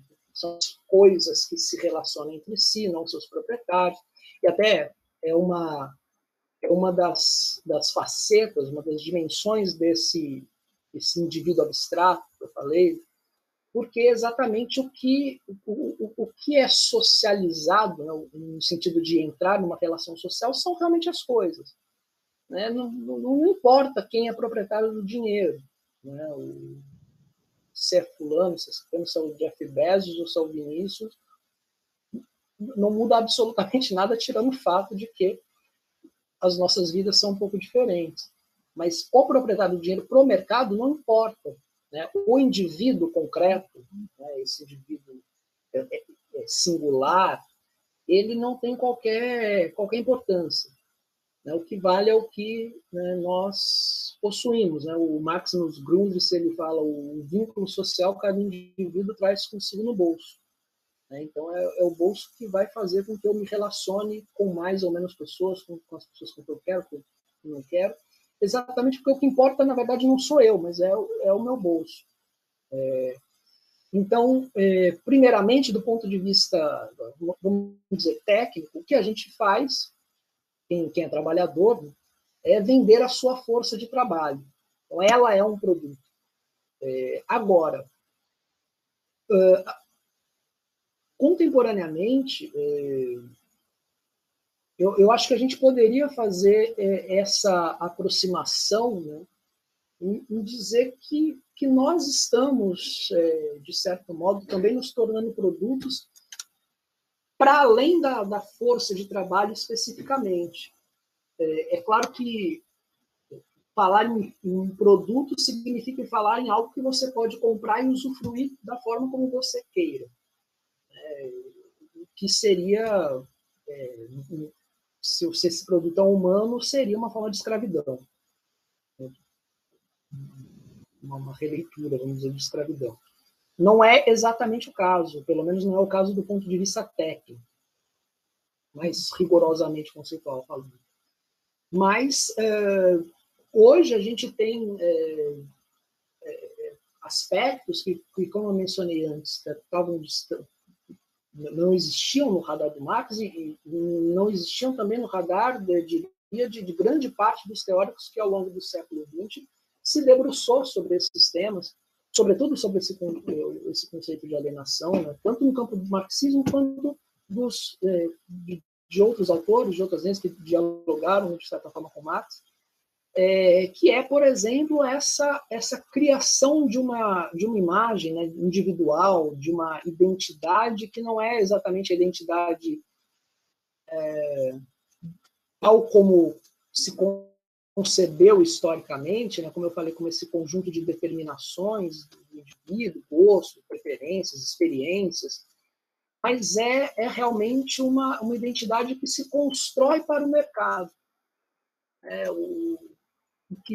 A formação da imagem, a formação de comportamentos, a roupa que veste, a gíria que fala, quantos seguidores tem no Instagram, enfim, se tira foto desse jeito daquele, se fala cringe ou não fala cringe, sei lá. Todas essas coisas, dessas mais banais, né, até elementos mais significativos, no fundo, elas têm, né, eu diria que é possível que a gente entenda como mecanismos de transformar cada um de nós em uma espécie de produto a ser vendido ou a ser apreciado, talvez. Ainda que essa apreciação ela tenha sempre esse outro lado, né? esse outro fim, que é também, de alguma forma, como se diz muito comumente, né? De valorizar o indivíduo. Né? Quando a gente vê isso na internet, é o quê? É você, de certo modo, se vender melhor, se vender entre aspas, para que isso te traga fundamentalmente benefícios que acabam sendo benefícios econômicos. Uma imagem melhor, como fala, que o seu nome seja mais lembrado, que, enfim, você se torne de alguma forma influencer, né, que hoje é o termo também da moda. Por quê? Né? Por que eu vou querer influenciar outras pessoas? Já influenciar a nossa própria vida já é um grande problema. Quem é professor sabe influenciar também os alunos a tal caminho. Né? E hoje nós temos pessoas que querem influenciar milhares, milhões. Né? Qual é o motivo disso? Não vou dizer que é o único, mas um dos motivos é que exatamente este processo, ele é um processo que traz ganhos econômicos, ao fim e ao cabo. Então, nessa perspectiva, é como se nós estivéssemos nos tornando produtos, ok? Guardada a ressalva, acho que é fundamental, né? Não é não se vender propriamente a outro, né? Mas se constituir, vai lá, se constituir como uma marca. Né? Eu acho que esse é um grande problema, inclusive, que nós enfrentamos hoje. Né? Você ter sua marca própria, ter o seu perfil. Né? Então, isso aguça essa dimensão da mercantilização humana. Ok? Então, acho que é por aí. Em relação à pergunta de Alain, eu até menciono isso no livro, assim, em um certo momento. Eu não me debruço sobre diagnósticos e exames sobre o que foram essas experiências, até que ponto elas foram ou não, por exemplo, socialistas, comunistas, erros, acertos. Não me preocupo com isso propriamente no livro. Porque, para mim, o que mais interessa é como houve e há um discurso absolutamente hegemônico, repercutido imensamente, seja por meio de comunicação, seja na própria academia ou em qualquer outra instituição cultural, que é a do triunfo do capitalismo. O triunfo do mercado, o triunfo da democracia liberal, o triunfo dos valores do indivíduo, e que, digamos, independente de ser verdade ou não, se é assim ou assado, é fato, para mim, que é o discurso que constitui o imaginário coletivo hoje. O comunismo fracassou, Marx matou milhões, bilhões, depende da sua fonte. Todo comunista é um ditador e ou é o capitalismo ou não é nada. Independente da legitimidade, da validade desse discurso, o fato é que esse é o discurso dominante. E isso é até uma coisa que eu não coloco no livro diretamente, mas me é implícito, né? Talvez seja a primeira vez, talvez não, é certamente a primeira vez desde 2 séculos que nós temos essa conformação de um discurso único. Porque o que nós temos na história do capitalismo é uma oposição, uma luta de classes, vai lá, entre burguesia e nobreza, que, a partir do momento em que a burguesia vence, né, se consolida como classe dominante, é acompanhada pelas lutas socialistas, anarquistas, comunistas, e o fato é que nas últimas 3 décadas, é a primeira vez que há um discurso único que, de certa forma, serve de régua para toda e qualquer sociedade, do Ocidente e do Oriente, diga-se de passagem. E esse discurso, ele está, vamos dizer, assentado, me parece, em duas pernas. De um lado essa dimensão que eu mencionei na primeira intervenção, que é as promessas de libertação, as promessas de emancipação. Não é um termo que é muito empregado pelos liberais, pelos neoliberais, mas que preferem, né, a ideia de liberdade. Então, por exemplo, no livro eu examino com cuidado a teoria do Hayek, que para mim é o grande teórico do neoliberalismo, aqui, que tem uma amplitude maior, mas analisa o Friedman também, alguma coisa. Mas como esses discursos, eles trazem consigo a ideia de que há uma insolubilidade entre liberdade individual e liberdade de mercado. Que para haver uma tem de haver outra. Né? No caso, para que haja liberdade individual, afinal, o valor que é o pilar da nossa sociedade, é preciso que haja liberdade de mercado, e aí, enfim, culminando nas teorias nesses anarcocapitalistas ou coisas desse tipo. Então, esse é um pilar. A liberdade, ela necessariamente está atrelada com a liberdade de mercado, e de outro, que, vamos dizer, tanto essa primeira perna é verdade que as experiências, entre aspas, socialistas, né, ou comunistas, todas desembocaram em ditaduras. O Hayek, lá na década de 40, né, de 1940, ele fazia uma associação muito usada hoje em dia, né, recuperada, que é a associação direta entre comunismo e nazismo, como dois regimes de, entre milhões de aspas, de esquerda. Né, coisas que a gente vê hoje em dia, mas que, enfim, tem um histórico. Por quê? Pela lógica pura e simples de que há Estado. Bom, se há Estado dominando alguma coisa, controlando alguma coisa da economia, não há liberdade, portanto, não é capitalismo, não é liberalismo, e isso vai desembocar numa ditadura maior ou menor, mais violenta, menos violenta, isso também não importa.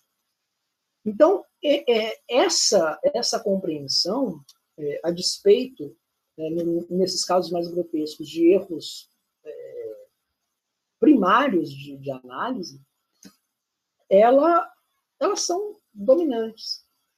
Né? E elas ajudam a formatar, por exemplo, compreensões subjetivas hoje que tornam, por exemplo, coisas como direitos sociais adquiridos e laços de solidariedade social, como, por exemplo, aqueles que são representados pela ideia de seguridade social, né, de aposentadoria, ou que são representados pela ideia de sindicatos, tornam essas dimensões aberrações que devem ser evitadas a todo custo, porque só servem para promover, vamos falar, teoricamente, distorções ou perdas da liberdade do indivíduo. Então, qualquer laço de vínculo, de solidariedade, né, não apenas a solidariedade, aquela coisa mais religiosa, quase, mas essa concepção de que, por exemplo, eu invisto num fundo de segurança pública, de seguridade social público, porque daqui a pouco eu receberei aquilo que o outro investiu e aquilo que eu invisto hoje será usado por uma outra pessoa mais à frente.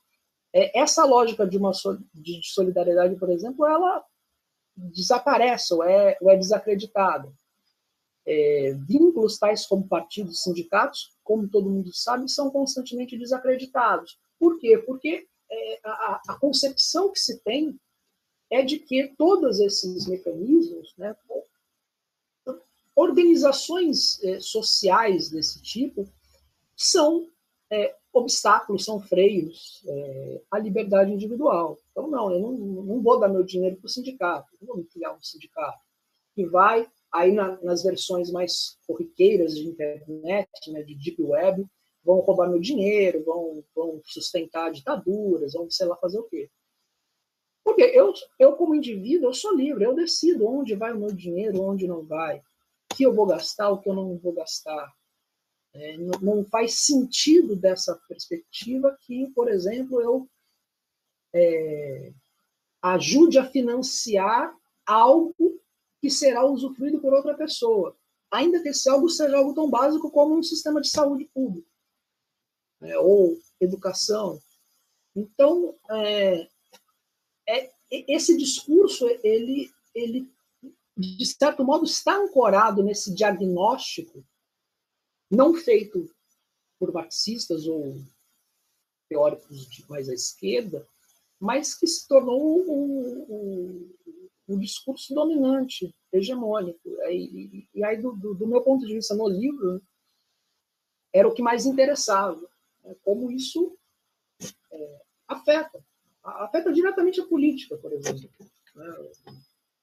Dificuldades de mobilização de pessoas, porque, no final das contas, está cada um tentando ganhar a sua própria vida, tentando sobreviver. Aqueles que têm emprego porque têm, e, portanto, ou não têm tempo, ou têm medo de serem mandados embora. Aqueles que não têm, porque estão correndo atrás, se virando. Então, é difícil neste cenário você pensar no desprendimento exigido por uma ação coletiva, que não necessariamente é algo que vai te trazer um benefício direto. Mas a gente vive a lógica do benefício direto. Então, acho que é por aí. Ótimo, Vinícius.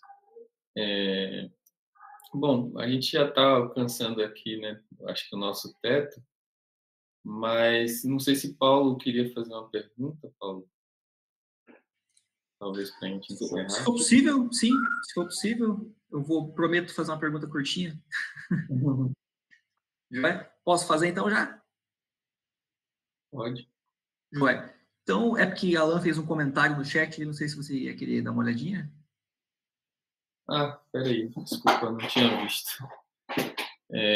Não, ele está dizendo, né? Mas é esquisita essa relação que o discurso hegemônico faz entre a liberdade e o mercado, já que o mercado é regido por uma série de leis que impõem mais limites ao indivíduo do que o emancipa. Pela lógica de mercado, ninguém deveria fazer filosofia, por exemplo. Né? De fato. Vai lá, Paulo. Abre o microfone. Bom, antes de mais nada, Vinícius, parabéns aí por esse momento único, especial, que é lançar o resultado de um longo processo de trabalho, né? A gente sabe como é árduo esse caminho e, com certeza, esse é o momento de desfrutar, né? Agora do resultado materializado, né? Então, enfim, a pergunta que eu gostaria de fazer foi interessante, até eu gostaria de ter feito lá no começo essa pergunta já.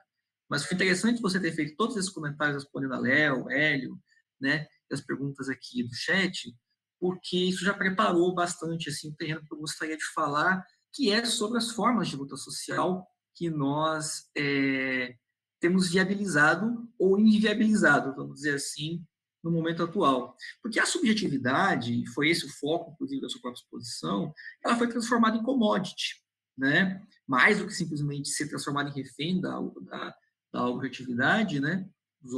Existe uma transformada em mercadoria, etc., né? Existe hoje uma espécie de comoditização da subjetividade, né? No sentido de que você é, sim, estimulado a ser um sujeito, a se construir enquanto tal, se singularizar enquanto tal, justamente porque esse esforço de singularização é o que te torna uma mercadoria ainda mais valiosa, né? E assim, dentro desse esforço, é nítido, por exemplo, como nós vimos, acho que algumas vezes eu cheguei a ver, são poucas as lideranças políticas que tiveram a sua gênese, seu processo de formação fora desse momento de ciclo neoliberal do capitalismo e que ainda compreendem a luta política como sendo uma luta anticapitalista e uma luta anticapitalista principalmente, né, fora desse marco neoliberal. Para ilustrar o que eu estou querendo dizer, eu noto, por exemplo, pego o Mujica, né, várias entrevistas, ele tinha uma coluna, inclusive, um tempo atrás que ele mantinha no Petiville, e essa coluna, várias vezes ele dizia, nós precisamos disputar não simplesmente o orçamento, nós precisamos aprender a disputar o modo de vida das pessoas. Elas precisam entender que elas não vão ser felizes consumindo, elas não vão ser felizes estabelecendo um modo de vida que é irrealizável para todos os seres humanos do planeta. Isso vai reproduzir desigualdade.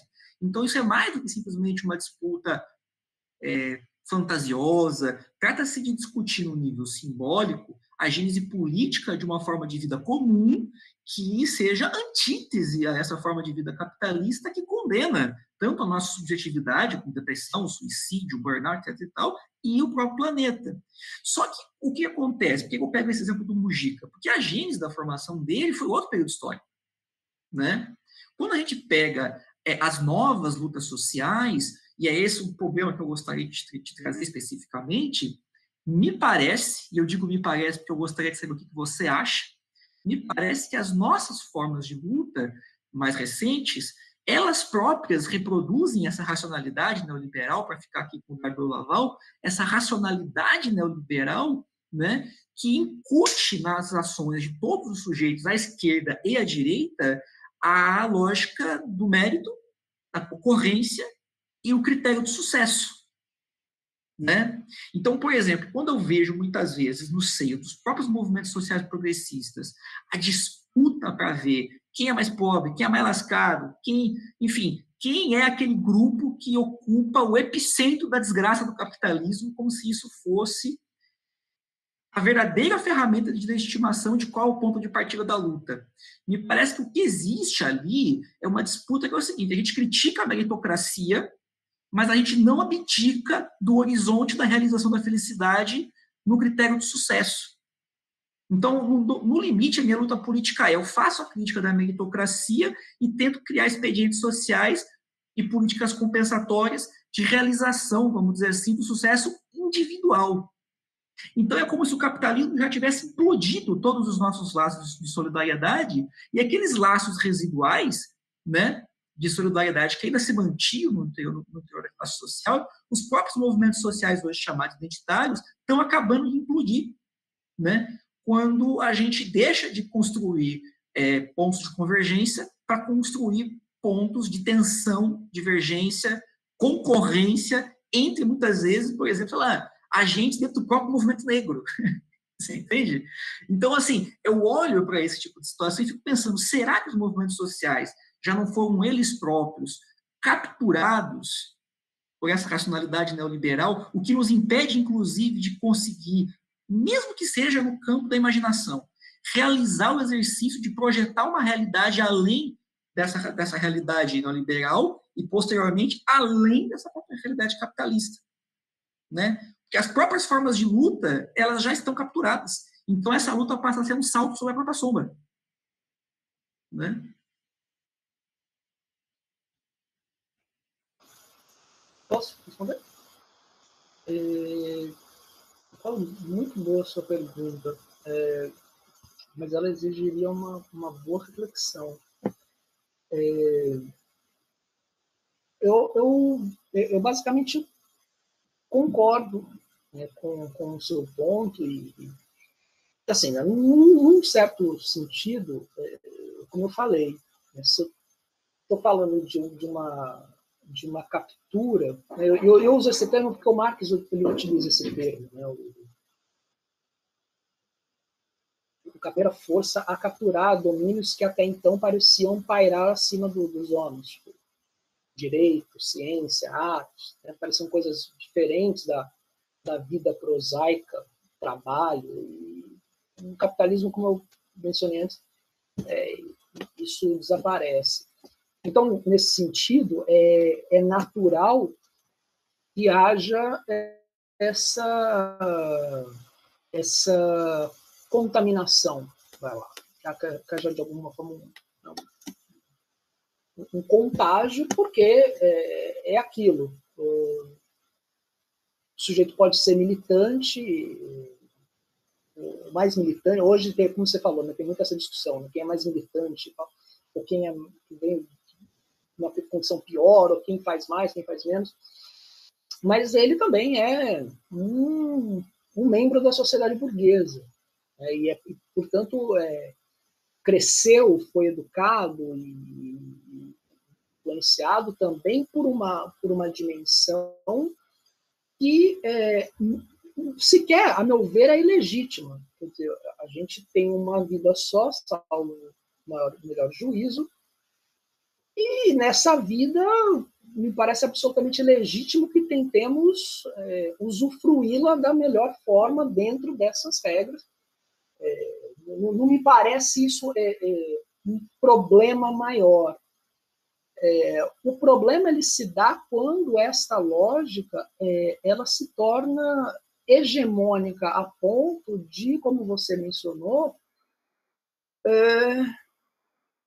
subsumir pautas e métodos de ação a uma dinâmica que é, no final das contas, apenas uma reprodução do mesmo, apenas uma reprodução dessa lógica dominante. Então, que no interior de um movimento social qualquer, de um partido, enfim, vai haver aquele sujeito que, sei lá, mais egoísta, ou mais preocupado com uma coisa, com aparecer, com like, com ser pop, ou se mostrar como isso ou como aquilo. E isso acho que é, inclusive, natural. Agora, quando a própria lógica do movimento passa a ser essa, e sim, eu acho que é até arriscado dizer isso porque são movimentos também heterogêneos, mas essa pauta das chamadas diferenças, né, ela ganha força, se a gente pensa historicamente, a partir do momento em que a pauta tradicional dos movimentos de esquerda, populares, né, que é a pauta da classe, do trabalho, ela começa a desaparecer. Ela começa a desaparecer, de um lado, pelo destino das experiências de inspiração socialista, que enfraquecem essa dimensão, né, essa coisa mais, o sindicato operário, tipo ABC, década de 70, e, ao mesmo tempo, porque, a meu ver, elas se coadunam com essa lógica da libertação, que é uma libertação individual, de uma coisa menos preocupada com mudanças significativas de estrutura. Então, acaba que, para alguns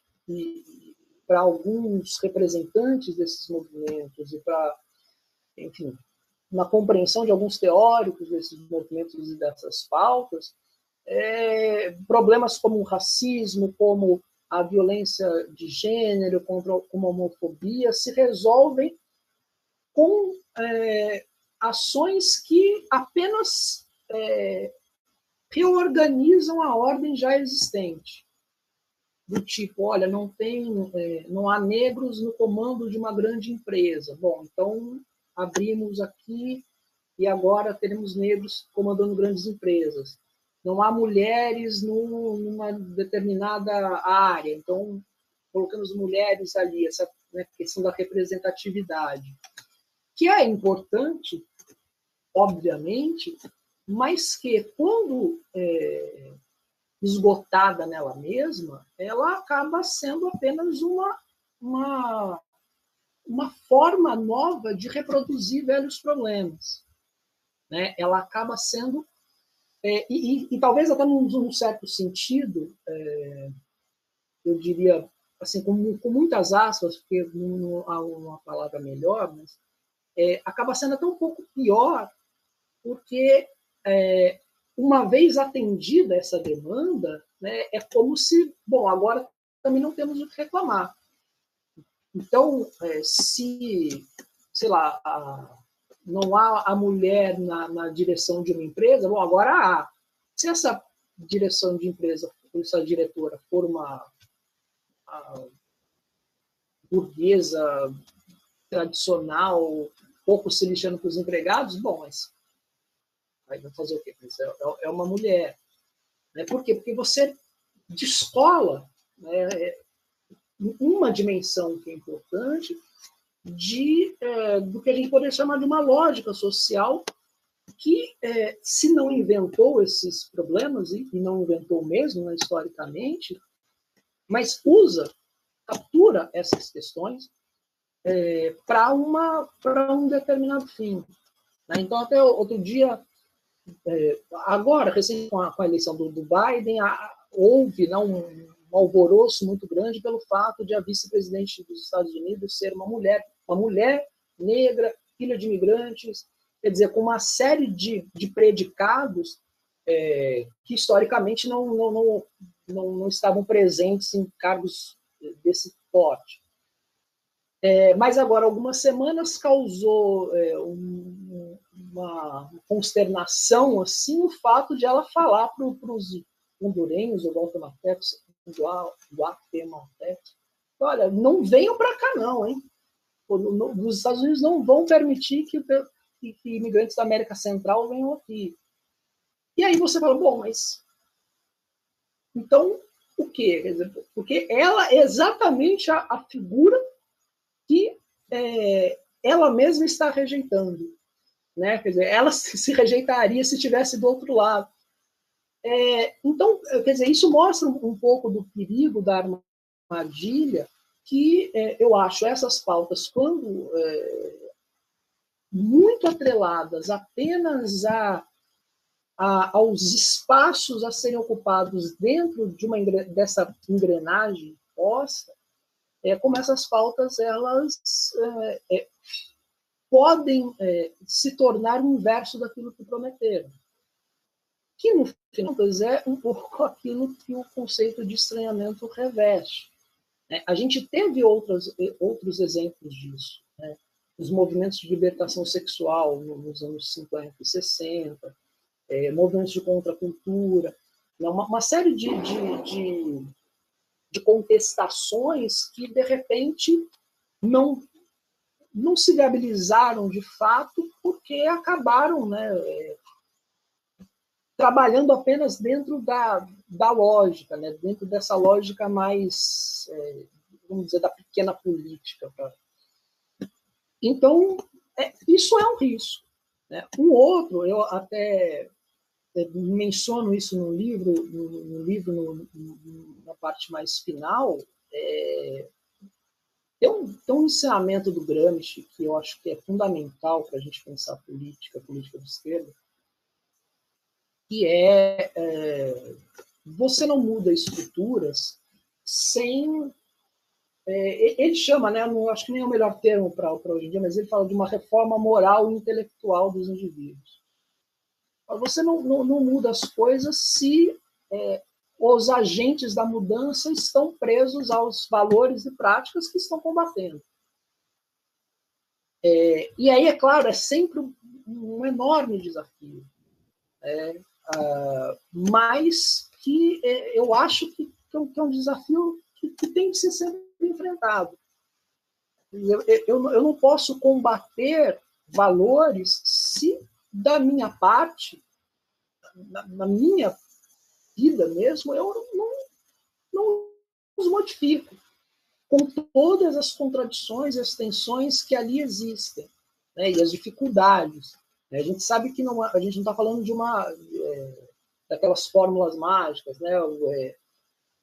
Mude o mundo começando com você. Não é essa mistificação, mas não tem como eu pensar em uma transformação mais radical se eu não me autoexaminar também, né? Se eu não me reformar e se não houver instâncias, aí os movimentos sociais, os próprios partidos políticos têm um pouco esse papel, no caso do Gramsci tinha efetivamente esse papel, de fazer esse trabalho de imaginação e de proposição mesmo. Né? Eu acho que uma outra coisa que eu toco no livro, um dos grandes dilemas que a gente tem hoje, do ponto de vista da política, é que esse processo que eu falei de esvaziamento, de coordenação da política à economia, né, essa coisa da política virou o processo eleitoral é um processo de conquistar eleitores, numa lógica de mercado mesmo. Um dos grandes problemas disso é que a imaginação desapareceu da política. Então, a imaginação, como você disse, tanto para pensar, vai lá, um outro capitalismo, que eu acho também um pouco provável, né? Mas de pensar modos de vida outros. Se a gente pega durante o século XX, como assim, a gente tem o quê? Sempre a ideia da disputa dos dois mundos, o mundo capitalista, o mundo socialista, ou o mundo socialista que não seja o soviético. E isso, de alguma forma, embora não interferisse diretamente sempre nas pautas de países, mas esse horizonte existia, né, de referências de formas de vida que podem ser de modo ou outro. E, como eu falei, isso acompanha a trajetória do capitalismo, né, pelo menos desde o século XIX. E hoje, essa imaginação ela foi completamente esvaziada, porque a gente mal consegue pensar coisas